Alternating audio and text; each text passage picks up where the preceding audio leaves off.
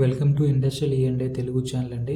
ఈరోజు మనం reverse డీబాయిల్ starter గురించి తెలుసుకుందాం. రివర్స్ డీబాయిల్ స్టార్టర్ అంటే ఏం లేదండి, it is almost all equal to డీబాయిల్ స్టార్టరే. ఏదన్నా ఒక మోటార్ని మనం ఫార్వర్డ్ డైరెక్షన్లో రన్ చేద్దాం అనుకున్నా, అదే మోటార్ని అదే స్టార్టర్తో రివర్స్ డైరెక్షన్లో రన్ చేద్దాం అనుకున్నా మనకి రివర్స్ డీబాయిల్ స్టార్టర్ అనేది వాడతాం. డీబాయిల్ స్టార్టర్లో ఓన్లీ ఒక కాంటాక్టర్ వాడతాం. సో ఆ ఒక కాంటాక్టర్తో ఆపరేట్ చేస్తూ మనం ఒక మోటార్ని ఒక డైరెక్షన్లో రొటేట్ చేస్తాం. అదే రివర్స్ డీబాయిల్ స్టార్టర్లో ఏమవుతుందంటే 2 కాంటాక్టర్స్ యూస్ చేస్తాం. ఒక కాంటాక్టర్ వచ్చేసి ఫార్వర్డ్ డైరెక్షన్లో రన్ చేయడానికి ఉపయోగిస్తాం, ఇంకో కాంటాక్టర్ వచ్చేసి రివర్స్ డైరెక్షన్లో ఆపరేట్ చేయడానికి ఉపయోగిస్తాం. ఏదైనా ఎప్పుడైనా సరే ఒక మోటార్ని ఒక డైరెక్షన్లోనే ఒకేసారి మనం స్టార్ట్ చేయగలం, స్టాప్ చేయగలం. అంతేగాని ఒకేసారి రెండు కాంటాక్టర్ని ఆన్ చేసి అలా చేయకూడదు.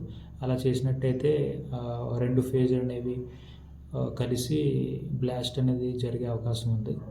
ఓకే, ఇప్పుడు మనం పవర్ వైరింగ్ ఎలా చేయాలి, కంట్రోల్ వైరింగ్ ఎలా చేయాలి అని తెలుసుకుందాం. ఈ ఆర్డిఓ స్టార్టర్కి ఫస్ట్ వచ్చేసి మనకి ఆర్వైబి ఫేజ్ ఏదైతే మనకు ఫీడర్లో అవైలబుల్గా ఉందో ఆ సప్లై నుంచి మనం ఈ ఓఎల్ఆర్ రిలేకి అనేది ఇస్తాము. ఓఎల్ఆర్ రిలే ఏం చేస్తుందంటే అదొక ప్రొటెక్షన్ డివైస్. ఆ ప్రొటెక్షన్ డివైస్ ఏంటంటే ఏదన్నా దీంట్లో సెట్టింగ్ చేసిన దానికన్నా ఎక్కువ కానీ కరెంట్ తీసుకుంటే ఇది ఆటోమేటిక్గా కంట్రోల్ షిఫ్ట్ చేసి ఇది మన పవర్ అనేది మోటార్కి వెళ్ళకుండా ఐసోలేట్ చేస్తుంది. కాంటాక్టర్ కమాండ్ ఇస్తుంది ఇది ఓఎల్ఆర్ అనేది.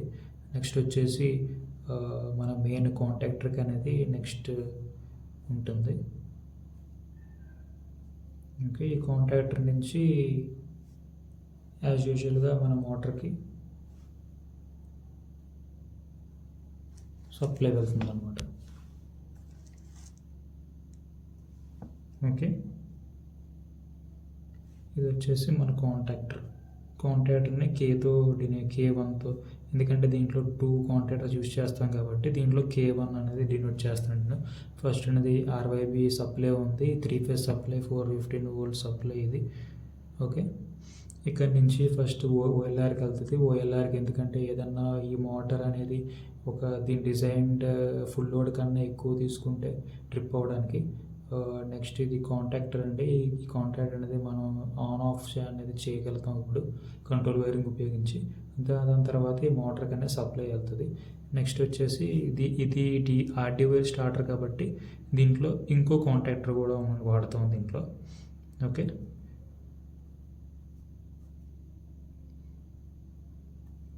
ఓకే, ఫస్ట్ వచ్చేసి ఏదన్నా దీని యొక్క మెయిన్ ఫండా ఏంటంటే రివర్స్ చేయడానికి ఏదన్నా ఒక మోటార్ మన ఇండక్షన్ మోటార్ని రివర్స్ చేయాలి అంటే ఏదన్నా ఒక 2 ఫేజ్ని ఫేజ్ సీక్వెన్స్ అనేది చేంజ్ చేయాలన్నమాట.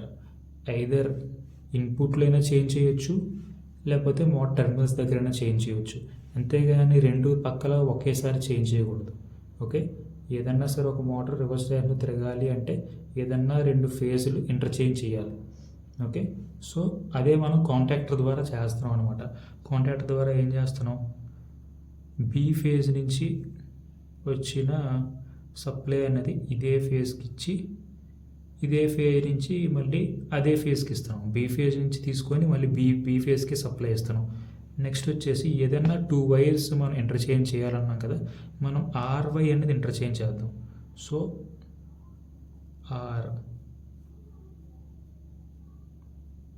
ఆర్ నుంచి ఒక పోల్కి తీసుకున్నాం,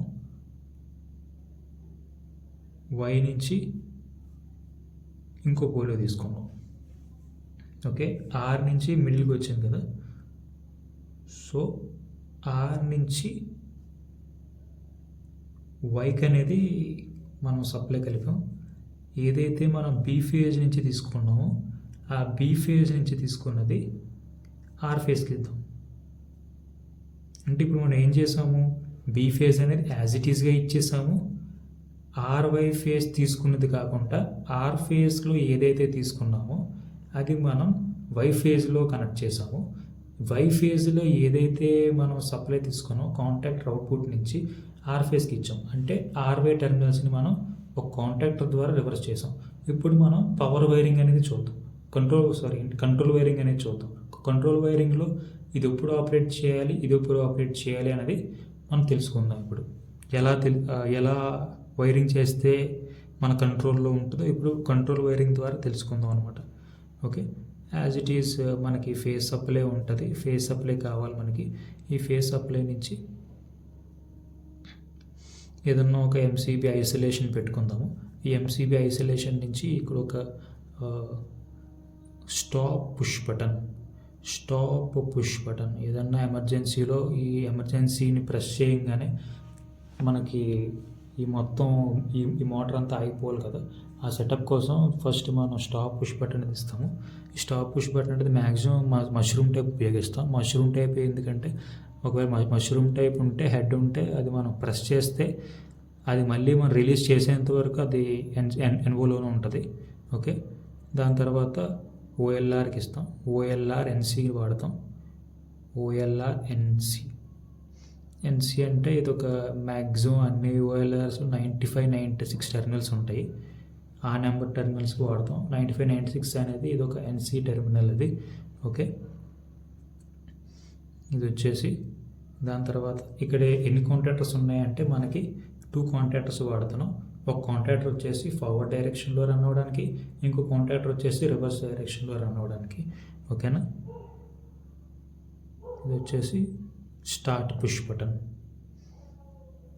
ఓకే, స్టార్ట్ పుష్ బటన్. ఈ స్టార్ట్ పుష్ బటన్ నుంచి K1 పికప్ అవ్వడానికి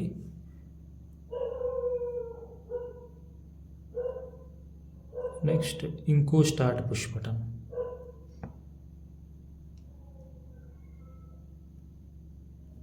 ఇది K2 పికప్ అవ్వడానికి. ఇది K1 స్టార్ట్ పుష్ బటన్. ఇది వచ్చేసి K2 start push button. Okay, ఇది ఎక్కడికి వెళ్తుంది? K1 కాంటాక్టర్కి వెళ్తుంది. ఇది ఎక్కడికి వెళ్తుంది? K2 కాంటాక్టర్కి వెళ్తుంది. ఈ న్యూట్రల్ సప్లై ఆల్రెడీ మనం కంటిన్యూస్గా ఇచ్చేసే ఉంటాం దానికి. ఓకే, ఇది న్యూట్రల్ సప్లై.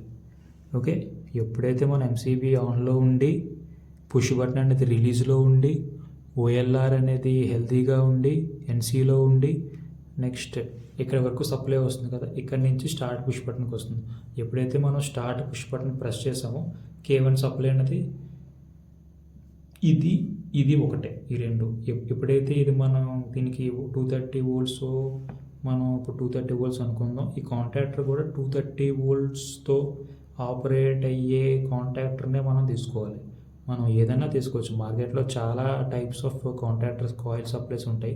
230 వోల్ట్స్ ఉంటుంది, 110 వోల్ట్స్ ఏసీ ఉంటుంది, 110 వోల్ట్స్ డీసీ ఉంటుంది, 24 వోల్ట్స్ డీసీ ఉంటుంది. మనం ఏదైతే వాడతామో అంత సప్లై మనం దీనికి ఇవ్వాలన్నమాట ఈ కాంటాక్టర్కి. అంతేకాకుండా ఇది మన 230 వోల్ట్స్ కాయిల్ వోల్టేజ్ అయ్యి ఉండి మీరు 110 వోల్ట్స్ సప్లై ఇచ్చారంటే అది పికప్ అవుతుంది. ఓకే, ఏదైతే కాంటాక్టర్కి 230 వోల్ట్స్ సప్లై కాయిల్ సప్లై వాడితే మనం 230 వోల్ట్స్ సప్లైనే దీనికి ఇవ్వాలన్నమాట. ఓకే, అలాగే మనం ఎప్పుడైతే స్టార్ట్ పుష్ బటన్ ప్రెస్ చేసామో ఈ K1 కాంటాక్టర్ పికప్ అయ్యి ఇది మనకి మోటార్కి అనేది తిరుగుతుంది అప్పుడు. ఓకే, మళ్ళీ ఇది మనం ప్రెస్ చేసింది రిలీజ్ చేస్తాం అనుకోండి స్టార్ట్ పుష్ బటన్, మళ్ళీ ఇది కాంటాక్టర్ అనేది కాంటాక్టర్ సప్లై పోతుంది. ఈ కాంటాక్టర్ సప్లై పోతే ఈ కాంటాక్ట్స్ అనేది ఓపెన్ అయిపోతే మోటార్ అనేది అయిపోద్ది. సో ఇది మనకి ఆగకుండా ఇది మనం ఒకసారి ప్రెస్ చేసి రిలీజ్ చేయగానే ఇది మన కాంటాక్ట్ అనేది హోల్డింగ్ అవ్వాలి. హోల్డింగ్ ఎలా చేయాలి అంటే దీని మీదే ఒక NO పొటెన్షియల్ ఫ్రీ ఉంటుంది. ఈ కాంటాక్టర్ యొక్క NO పొటెన్షియల్ ఫ్రీని మనం వాడుకుంటాం అనమాట. ఎలాగా? దీని ప్యారలల్ ఈ స్టార్ట్ పుష్ బటన్కి ప్యారలల్లో దీని యొక్క NO K1 ఇది K1 ఉంది కదా, ఈ K1 యొక్క NO వాడతాం. సో ఎప్పుడైతే మనం స్టార్ట్ పుష్ బటన్ ప్రెస్ చేసామో ఏదైనా దీనికి ఈ కాయిల్కి అనేది సప్లై వెళ్తుంది. ఈ కాయిల్కి సప్లై వెళ్ళిందంటే ఈ NO అనేది NC అవుద్ది. NO అనేది NC అయితే సప్లై అనేది ఇలా కాకుండా ఇలా కూడా వెళ్ళిపోద్ది ఇంకా.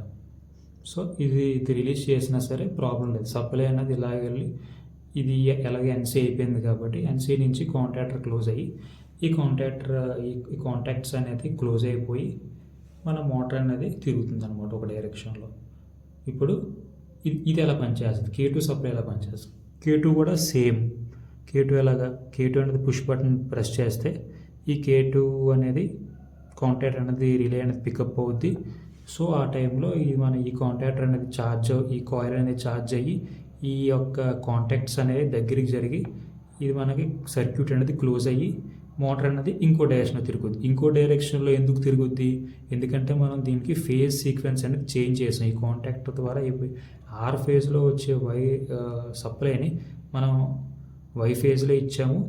వై ఫేజ్లో ఉన్న ఈ సప్లైని ఆర్ ఫేజ్ ఇచ్చాము. అంటే అవుట్పుట్లో మనం ఫేజ్ సీక్వెన్స్ అనేది చేంజ్ చేసాం. సో ఈ మోటార్ అనేది వేరే డైరెక్షన్లో తిరుగుతుంది. ముందు ఏదైతే K1 కాంటాక్టర్ పిక్ అయినప్పుడు ఏ డైరెక్షన్ అయితే తిరిగిందో దానికి ఎగ్జాక్ట్ ఆపోజిట్ డైరెక్షన్లో K2 పిక్ చేసినప్పుడు తిరుగుద్ది అనమాట. ఓకే, సేమ్ ఇది కూడా అంతే. ఇక్కడ వరకు ఇది వచ్చేసి డివైల్ స్టార్టర్, ఇది వచ్చేసి ఆర్ డివైల్ స్టార్టర్. ఈ రెండు కలిపితే ఆర్ డివైల్ స్టార్టర్ అంటాం అనమాట. నెక్స్ట్ సేమ్ ఇది కూడా హోల్డ్ అవ్వడానికి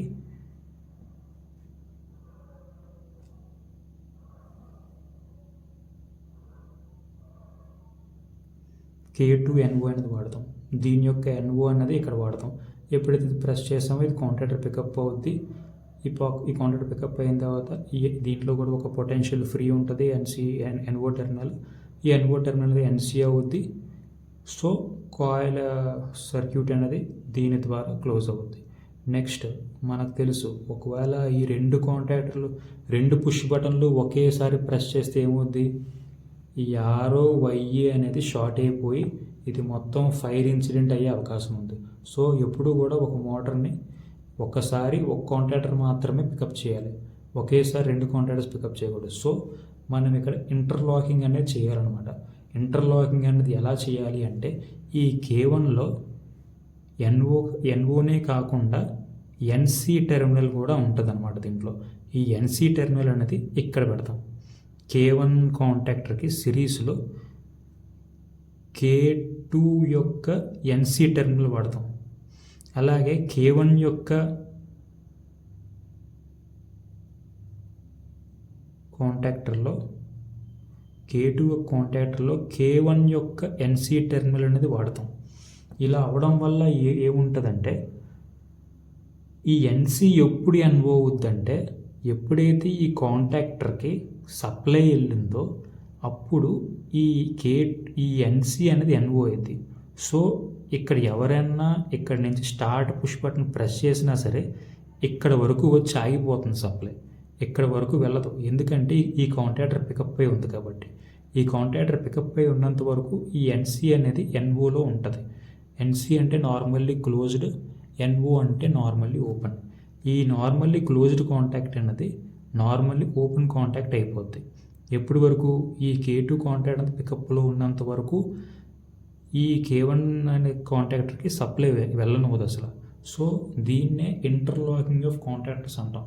ఇది చాలా చాలా ఇంపార్టెంట్ అనే చెప్పాలి ఇది. ఎందుకంటే ఒకవేళ ఇది కానీ మిస్ అయిందంటే, పొరపాటును కానీ K1 K2 పుష్ బటన్స్ అనేవి ప్రెస్ చేశారంటే ఇది మేజర్ ఫైర్ ఇన్సిడెంట్ అయ్యే అవకాశం ఉంది దీంట్లో. ఓకే, సో ఇది ఓవరాల్గా ఆర్ డివైల్ స్టార్టర్ అంటే ఏమి లేదు. ఇది మన సింపుల్గా డివైల్ స్టార్టర్కి ఇంకో కాంటాక్టర్ పెట్టి ఒక 2 ఫేజెస్ని ఇంటర్చేంజ్ చేస్తే, ఫేజ్ సీక్వెన్స్ అనేది చేంజ్ చేస్తే దాన్ని రివర్స్ డివైల్ స్టార్టర్ అంటాము. దీంట్లో ముఖ్యమైనది ఏంటంటే రెండు కాంటాక్టర్లకి మనం ఇంటర్లాకింగ్ ఇస్తాం. అది ఎలా అంటే ఈ ఒక కాంటాక్టర్ యొక్క NC టెర్మినల్ని సిరీస్లో ఇంకో కాంటాక్టర్కి పెడతాం. అదే ఇంకో కాంటాక్టర్ యొక్క NC టెర్మినల్ని ఈ ఎగ్జిస్టింగ్ కాంటాక్టర్ యొక్క సిరీస్లో కాయిల్ సప్లై సిరీస్లో వాడతాం అనమాట. ఇలా చేయడం వల్ల ఎప్పుడైనా సరే అయితే K1 అయినా ఆన్ అవుతుంది, అయితే K2 అయినా ఆన్ అవుతుంది. రెండు ఒకేసారి ఆన్ అవ్వవు అనమాట. ఎప్పుడైతే మనం సపోజ్ ఈ కాంటాక్ట్ రన్నింగ్లో ఉంది అనుకోండి, దాని తర్వాత ఈ కాంటాక్ట్ అనేది స్టార్ట్ చేయాలనుకుంటున్నాం. ఎలా స్టార్ట్ చేయాలి మనం? అప్పుడు ఈ కాంటాక్టర్ ముందు ఈ పుష్ బటన్ ప్రెస్ చేయాలి. ఈ పుష్ బటన్ ప్రెస్ చేసిన తర్వాత ఇది క్లోజ్ అవుతుంది, మోటార్ తిరుగుతుంది అనమాట. ఎప్పుడైతే మనం ఈ కాంటాక్టర్కి మళ్ళీ మనం షిఫ్ట్ అవుదాం అనుకుంటే ఫస్ట్ ఈ సప్లైని ఆపాలన్నమాట మనం. ఓకే, ఈ పుష్ బటన్ ప్రెస్ చేసి దాని తర్వాత మళ్ళీ రిలీజ్ చేసి దాని తర్వాత మళ్ళీ ఇంకోసారి ఈ K2 టెర్మినల్ అనేది స్టార్ట్ చేయాలి. సో ఒకేసారి ఒక కాంటాక్టర్ మాత్రమే ఆన్ చేయగలం, ఎందుకంటే మనం దీంట్లో ప్రొటెక్షన్స్ అనేవి అన్నీ ఇచ్చాం. ఇది కూడా ఇంటర్లాకింగ్ అనేది పెట్టాం కాబట్టి రెండు ఒకేసారి స్టార్ట్ అవ్వవు అనమాట. ఈ యొక్క కంట్రోల్ వైరింగ్ ప్రకారం ఏదన్నా ఒక్క కాంటాక్టర్ స్టార్ట్ అవుద్ది, ఇంకో కాంటాక్టర్ స్టార్ట్ అవ్వదు ఈ ఇంటర్లాకింగ్ వల్ల. ఓకే, అర్థమైంది అనుకుంటున్నాను. Thank you.